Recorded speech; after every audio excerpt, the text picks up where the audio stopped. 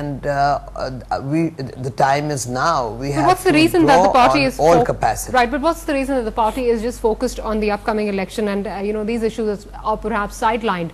Is it because they're powerless? Is that the case? Well, as I mentioned earlier, you see, this is not a new condition. The first time I was elected in 1985, I remember the first statement that I dared to make on the floor of the House. I said that most countries of the world, the defense policy or strategic policy follow the foreign policy. In my country, it's the other way around. Foreign policy follows lamely behind defense policies. So, you know, the story hasn't changed from 1985 to 2011. It's the same. Right. Mr.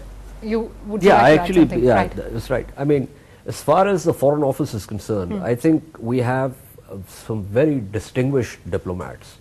And I think it's not so much about the capacity of the Foreign Office. It is that the Foreign Office, since the first round of the Afghan war, has in many ways been forced to take a back seat. As a matter of fact, before this, the proverbial hit the fan, when 9/11 happened, the envoys in the region were constantly telling the government back home that our Taliban policy is unsustainable. But they were browbeaten into accepting the diktat of the you know, the inter-services intelligence people. This is a well-known fact, and you can corroborate it from Absolutely. various diplomats.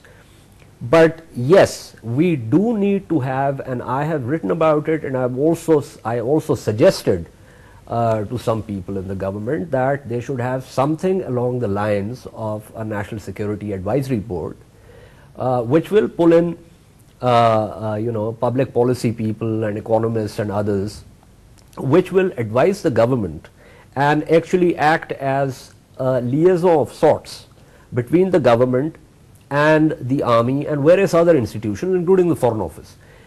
India already has this kind of body, and I don't think, and this is not something where you have to actually pay people or give them cards with flags and all that. No.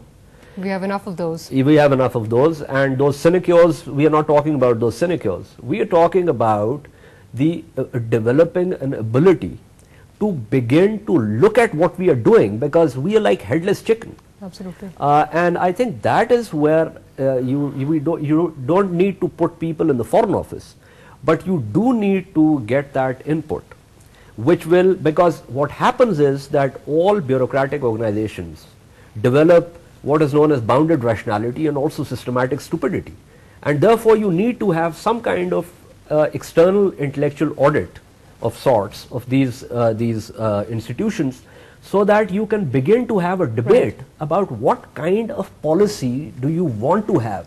But of course, my next question is quite imminent. What was the response you received? Zilch.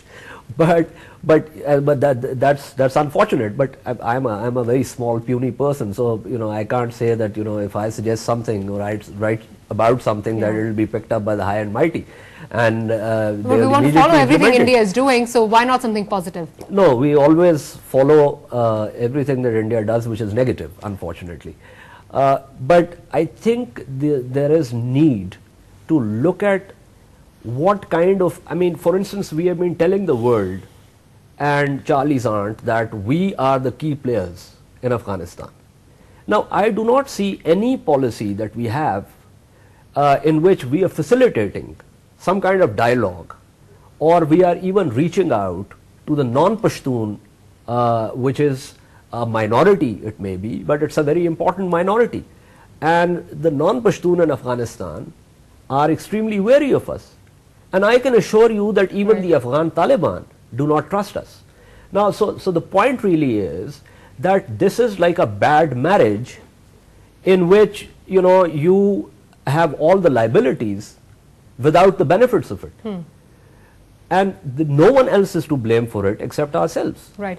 Now, Dr. Hasnat, we're talking about Pakistan's foreign policy and we're talking about the Foreign Office. Do you think American foreign policy is clear, or as many criticize that it's a very convoluted policy? It's not clear at all. They have been shifting their own interest also, because in the past, if we see, there was a surge, then they withdrew, then there was a surge, they withdrew, and they keep on giving us the deadlines for moving away from Afghanistan. What we need, knowing Foreign Office, they are not going to listen to anyone. But anyway, I think the Parliament is the basic forum where the foreign policy is to be debated and then ultimately is to be devised. I think it's time that we start thinking of post-US Afghanistan. And all the policy making should go in that direction, all the strategies and all our goals and a roadmap kind of a thing, which also means pre-US withdrawal from Afghanistan. Aren't we starting a bit too late? Well, it is late, but still we do need to have that policy, because ultimately we know that US and NATO troops are going to reduce their interest in Afghanistan. So what is going to happen with that country, and how will Pakistan going to respond? I have always pleaded that it should be a hands-off policy. Pakistan should just be concerned with their borders and their side of the border, and should not interfere in any future civil wars which are imminent in Afghanistan. But can we afford to do that? And we should. It's none of our business. Right, we should, but can we afford to do that? Well, you see, the problem of this border is that you have the same tribes on both sides. If you go to this border, you'll see that people move. It's a very porous border, right? Back here. I mean, Dr. Hasnat is absolutely spot on that the Americans have made a number of blunders in Afghanistan, and they are now reaping the dividends of that. And we have also got stuck into this quagmire. But the problem is that there are certain things that needed to be done, and we haven't really been cognizant of those things. So the issue really is that if you have a territory which is used to mount attacks, allegedly or otherwise, on another state, then you've got a problem, because then that means that your writ does not extend to that territory. Now, fortunately, so far there is no legal regime which says that on this basis another state can actually enter into the territory of that state. But the fact is that the world will ask you, in and through a cooperative framework, to do something about that. Our problem is that we either stand up to the entire world, or we just supplicate ourselves unto the entire world. There is always a via media, which is to, for instance, we talked about the Abbottabad raid. Now, bin Laden's presence was a violation of Pakistan's sovereignty. America's coming into Abbottabad unilaterally was a violation of Pakistan's sovereignty. And then our inability to protest in the United Nations against these violations of sovereignty was a violation of sovereignty against ourselves. So this was a triple whammy for us. There are things that you need to do. There are things that you need to place on record, and you have to do it firmly. That does not mean that you are necessarily picking up a fight with another state, but it does mean that you use international law wherever you can to your advantage. And one of the reasons the legal regime does not allow another state to go into the territory of another state is because you cannot have a limiting principle. And when you cannot have a limiting principle, then that thing cannot be allowed legally. But we haven't taken note of that. I mean, we did not have any policy regarding how to present the entire thing domestically, or how to approach the external actors. I think there was, correct me if I'm wrong, but the PMLQ at the time was taking its oath, and there was a new coalition government in the offing when the incident transpired. Well, I mean, I will not even go there. Right. I mean, okay, there are a number of things that happen in a country. So if the PMLQ was taking an oath, that's fine by me. But the question really is that you have institutions that need no, but that was the day when Pakistan wanted answers, when the people of Pakistan wanted answers. Absolutely. I mean, it does indicate a degree of apathy and sort of, a kind of couldn't care less kind of attitude. But let's not go there. The point really is that even those institutions that were responsible for mounting a response did not do so. And now you have this constant demand by the United States. What has the government of Pakistan done to present its case on this Haqqani issue? that we do not control Haqqani, that Haqqani has relocated to Afghanistan, as he says, right, to actually say openly that if you can track the movements, then anyone moving west of the Durand line should be taken out by your forces. There have been attacks now on our soil from Afghanistan, multiple attacks over the last 4-5 months. So people are not just moving from east to west, they're also moving west to east. But whether we get attacked or attacks emanate from our soil, we are to be blamed. Precisely. I mean, this is like you know, if people are moving from west to east, then the NATO ISAF is not to be blamed. Right. We are to be blamed for giving them safe havens. Absolutely. But if they move from east to west, we are to blame for not stopping them from moving east to west. So, but all of this has to be presented before the world. We need to take a short break. We'll be right back. We'll take a short break, and this debate is not going anywhere.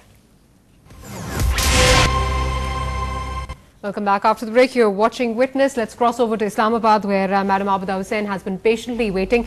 Madam Abida, the floor is all yours. What would you like to say? Well, all I would like to say is I've heard very carefully, the line drops every now and then, but I've tried to hear your speakers carefully, and they seem to be going round in circles, frankly. Basically, we're in a partnership. We agreed to this partnership in the war against militancy. It's not an equal partnership. Pardon me for saying that, but well, then we should not have agreed to it. Now, the former president, chief executive, head of the army for 9 years tied us into it, right?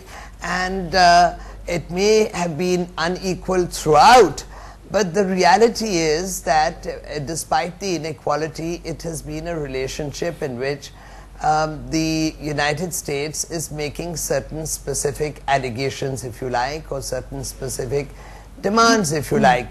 We counter it by saying that we can't do it, it's that the job is not our job, etc. The Americans are not doing their job, the other side properly, or they're failing, or whatever it is. The reality is that Pakistan has the geography that we have, the demography that we have, the economy that we have, the strategic capacity that we have, and we have to keep all of that in view. I hear Dr. Hasnat when he says that the Parliament is the appropriate forum, and the committees, the foreign affairs committees of both the Senate as well as the National Assembly of Pakistan, these are the appropriate fora. But then what's stopping these people from acting? Because we don't see anything coming in from the government. Maria, if I may say so, is that we're a nation where nobody seems to have humility. There is no reason why academics, analysts, journalists should not be contacting members of parliament and giving them fair opinion, etc. And but we have a journalist here, madam, who just says that he has been contacting the high ups. He has been suggesting things, but he's been getting zero. Yes, all right, but then you see, its suggestions are not necessarily always adopted. I do hear him also and say and agree with him that there should be an informal arrangement and people should be consulted. But when there is such a quick defense of the Foreign Office and the capacity of the Foreign Office, I'm a tax-paying citizen of Pakistan. I'd like to know how many of our eminent diplomats have ever taken a position on anything, with the ISI. How many of them have put in their papers? How many of them have differed publicly? How many of them have had the courage Mr. Ejaz wants to answer that question. Yeah, Mr. Ejaz wants to answer that question. Ejaz, I'm not here to offer defense for the Foreign Office. I had said very clearly two things. One is that we have very distinguished diplomats, both serving as well as retired. However, that the Foreign Office has been forced to take a back seat by the military ISI combined. That's what I had said. Not a new story. And this is not a new story. And this started, of course it's not a new story. I never said that I was breaking news here. This started with the first Afghan war, as I mentioned. You know, when you watch the tape again, you'll see that that's what I said. That's what you said.